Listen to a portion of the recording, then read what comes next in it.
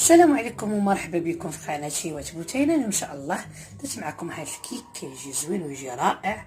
درناه بالعصير تاع الليمون نتاع الحامض والفرونغواز، كيجي على هذا الشكل ويجي هشيش ويجي زوين. زيناه بشويه تاع السكر كلاصي وشويه تاع الحليوات وفخيز وتزيين اختياري مع شويه تاع كيوي. كيجي على هذا الشكل هكا.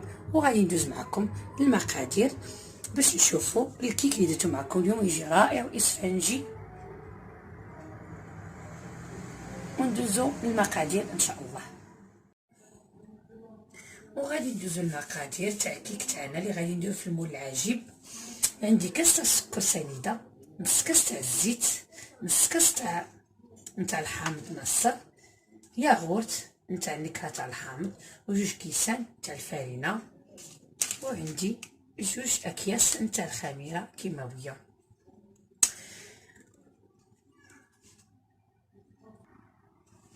وثلاثه تاع البيضات بحراره تاع المطبخ. بسم الله. غادي نديرو 3 تاع البيضات،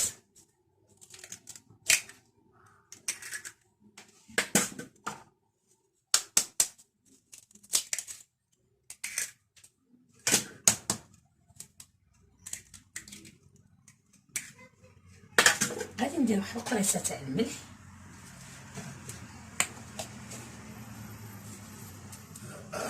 وغادي نطلع البيض ديالي مزيان. انا طلعت شويه البيض وغادي نزيد كاس تاع السكر ونطلعو مزيان. والبيض ديالنا طلع على هذا الشكل هكا.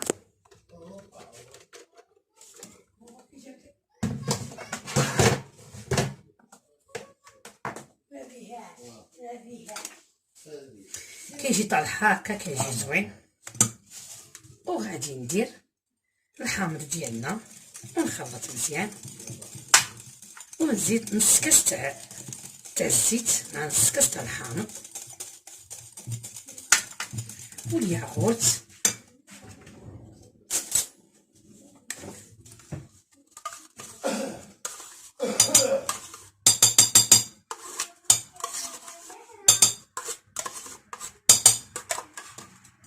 ونخلط مزيان.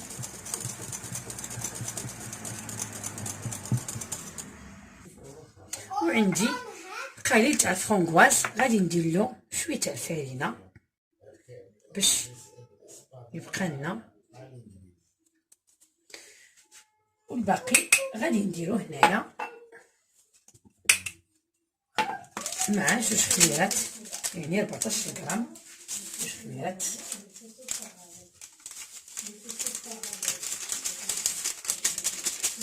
نخلط مزيان ونخلي الفرونغواز في الدقيق تاع التالي. وغادي نديرو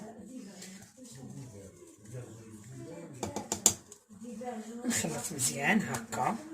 الخليط تاعي كيجي واحد الكيك رائع، المذاق يجي روعه. نتمنى ان شاء الله تجربوه.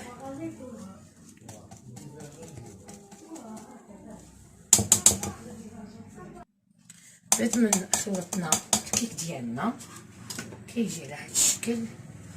والفرونغواز غادي نديرو الدقيق مزيان على هذا الشكل هكا، ونديروه حتى هو في وسط الكيك، ونكملو الخليطه باش نكبوه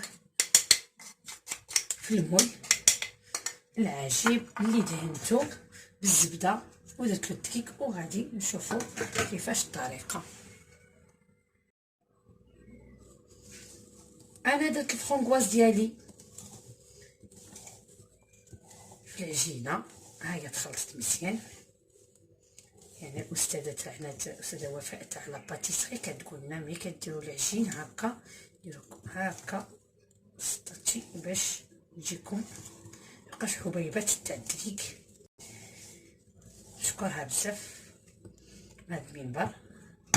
وغادي نكب الخليط ديالي بهذا الشكل هكا.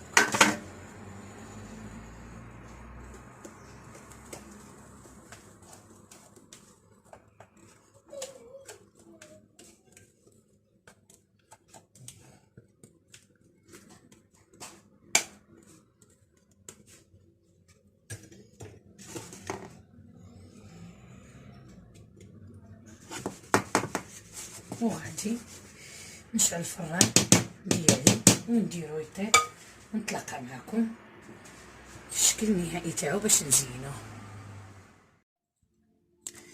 هاهي الكيكه ديالنا طابت، جات على هاد الشكل، جات زوينه. انا حاطه على شبكه باش ما تعرقلناش. غادي نديرو شويه السكر كلاصي نزينوها، شويه السكر كلاصي كتجي زوينه وتجي شيشه. الفرونكواز زيت النعناع كيجي رائع، يجي واحد الديكور فيها ومذاقها نتاع الحامض الفرونكواز كيجي روعه. غادي نزينها تزيين اختياري، كندير لها شويه نتاع الكيوي. انا كان عندي شويه درتو للتزيين على هذا الشكل هكا، وشويه غادي نديرو تاع الفريز،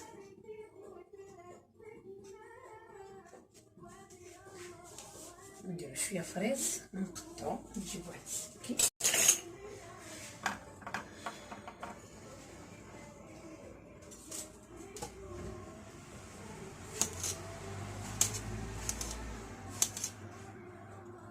ونحط هاد الفريزات هكا على هاد الشكل هكا.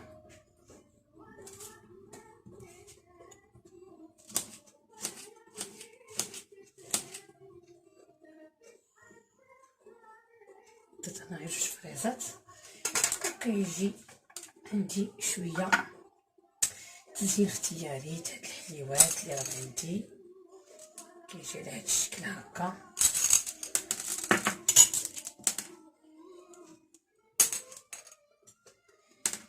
شويه حامض شويه حليوات، اوكي. هذا هو الشكل النهائي نتاعنا اللي درنا معكم. هاد الكيكه اللي درتها معكم بالحامض والفرونكواز كتجي على هذا الشكل. وإلا عجبكم ديروا لايك وابوني، وبالصحه والراحه، وان شاء الله مع فيديو اخر.